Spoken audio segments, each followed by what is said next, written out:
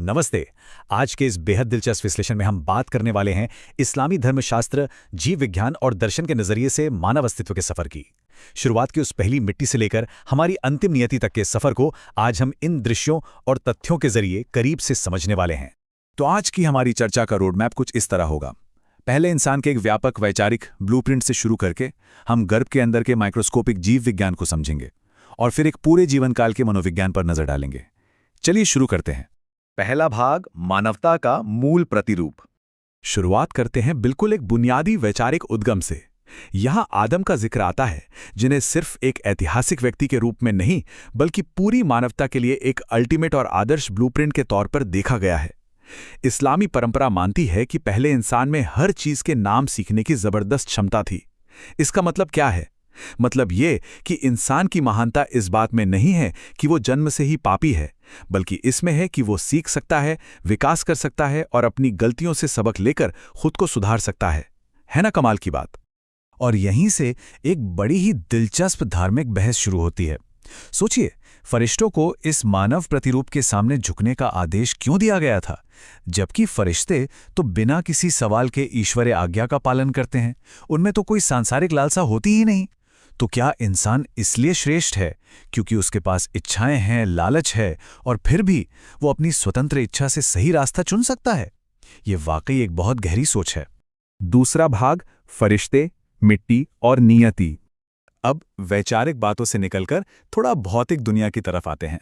आखिर ये इंसानी ब्लूप्रिंट बना किस चीज से था? स्रोतों में एक बहुत ही खूबसूरत और काव्यात्मक जिक्र मिलता है कि अज़राइल नाम के फरिश्ते ने पूरी दुनिया के अलग अलग हिस्सों से अलग अलग तरह की मिट्टी इकट्ठा की थी। और देखिए, ये सिर्फ एक कहानी नहीं है बल्कि एक गहरा प्रतीक है जो समझाता है कि इंसानों के रंग रूप अलग क्यों हैं, लेकिन साथ ही ये भी पक्का करता है कि हम सब, पूरी मानव जाति, जड़ से बिल्कुल एक ही हैं। अब अगर हम आज के समय में इंसानी उत्पत्ति पर होने वाली बहसों की बात करें तो निष्पक्ष रूप से ये जानना जरूरी है कि इस्लामी विद्वानों में विचारों की एक बहुत बड़ी और जीवंत रेंज देखने को मिलती है। कुछ लोग बिल्कुल शाब्दिक सृजनवाद को मानते हैं तो कुछ वैज्ञानिक एवोल्यूशन यानी विकासवाद का पूरा समर्थन करते हैं। और सबसे दिलचस्प बात यह है कि ये अलग अलग विचार अक्सर बिना किसी धार्मिक टकराव के एक साथ मौजूद रहते हैं। मतलब इन विविध विचारों को स्वाभाविक रूप से धर्म विरोधी नहीं माना जाता। तीसरा भाग, जीवन की सूक्ष्म शुरुआत। पहले इंसान के निर्माण की बात तो हो गई, लेकिन अब बात करते हैं हम में से हर एक की माइक्रोस्कोपिक शुरुआत की। आपको जानकर शायद हैरानी हो कि शुरुआती ग्रंथों में मानव प्रजनन की तुलना खेतीबाड़ी से की गई है। जी हां, बिल्कुल एक किसान की तरह जो उपजाऊ जमीन में बीज बोता है। इंसान की शुरुआत को भी एक बीज की तरह देखा गया है। पृथ्वी के मूल विचार को आगे बढ़ाने का क्या अद्भुत नजारिया है। और अगर हम प्राचीन कुरान के शब्दों को आधुनिक विज्ञान से मिलाकर देखें तो ये आरेख बिल्कुल सटीक बैठता है। ये दिखाता है कि कैसे एक सिंगल सेल यानी युग्मक से लेकर मल्टी सेलुलर संरचना बनने तक की जो वैज्ञानिक प्रक्रिया है वो धर्म ग्रंथों में बताए गए प्रजनन के चक्र से कितनी मेल खाती है। चौथा भाग, भ्रूण की यात्रा। तो चलिए अब गर्भ के अंदर की इस बायोलॉजिकल और धर्म ग्रंथीय यात्रा के चरणों को थोड़ा और करीब से समझते हैं। पहला चरण है नुत्फा, जिसे कमजोर पानी कहा गया है। ये शब्द ही इसकी संवेदनशीलता को दर्शाता है। और आज का जीव विज्ञान भी तो यही कहता है कि इस शुरुआती अवस्था में जीवित रहने के लिए एक बेहद सुरक्षित और विशिष्ट वातावरण की जरूरत होती है। इसके ठीक बाद आता है अलिका का चरण। ये वाकई हैरान करने वाला है क्योंकि इसमें गर्भाशय की दीवार से भ्रूण के जुड़ने की तुलना एक ऐसे बीज से की गई है जो जमीन में मजबूती से अपनी जड़ें जमा रहा हो। विज्ञान और प्राचीन ग्रंथ की ये समानता सच में सोचने पर मजबूर कर देती है। फिर बारी आती है मुद्गा की।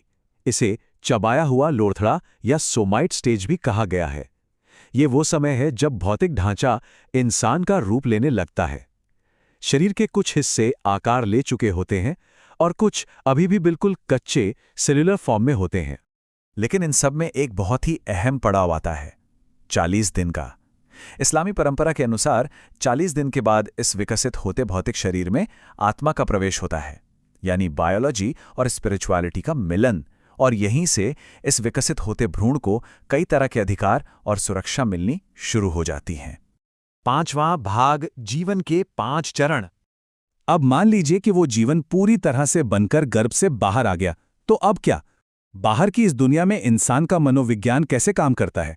स्रोतों के अनुसार इंसानी जिंदगी 5 अलग-अलग चरणों से होकर गुजरती है। शुरुआत होती है बचपन के साधारण खेलकूद और रोने धोने से, फिर आती है युवावस्था की वो ऊर्जा और जुनून। उसके बाद थोड़ा परिपक्व होने पर रुतबे और धन का गर्व, और अंत में बुढ़ापा, जहां इंसान अक्सर बस चीजें और संपत्तियां बटोरने में लग जाता है। और अगर हम उस मिट्टी वाले मूल विचार पर वापस लौटें तो पूरे जीवन काल को बड़ी ही खूबसूरती से बारिश और खेती से जोड़ा गया है।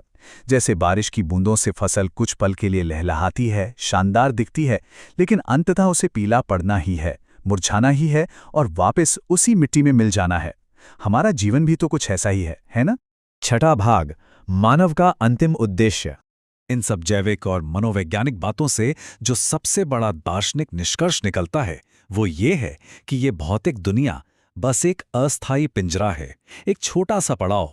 हम सब यहाँ सिर्फ यात्री हैं, बिल्कुल उस अजनबी की तरह जो किसी बाजार से गुजरता तो है लेकिन वहाँ हमेशा के लिए बसता नहीं है। तो जैसे जैसे हम आज के इस विश्लेषण के अंत तक पहुंचते हैं, एक बहुत ही गहरा सवाल सामने आता है। अगर ये मानव शरीर सिर्फ मिट्टी से बना है और इसे एक मुरझाती हुई फसल की तरह वापस मिट्टी में ही मिल जाना है, तो हमारी आत्मा को किस अमर फसल की तैयारी करनी चाहिए? भौतिक शरीर के जाने के बाद हम अपने पीछे कौन सी ऐसी स्थायी विरासत छोड़ेंगे जो कभी नहीं मुरझाएगी? इसी विचार उत्तेजक सवाल के साथ आज की ये चर्चा हम यहीं खत्म करते हैं। इस ज्ञानवर्धक सफर में साथ बने रहने के लिए बहुत बहुत शुक्रिया।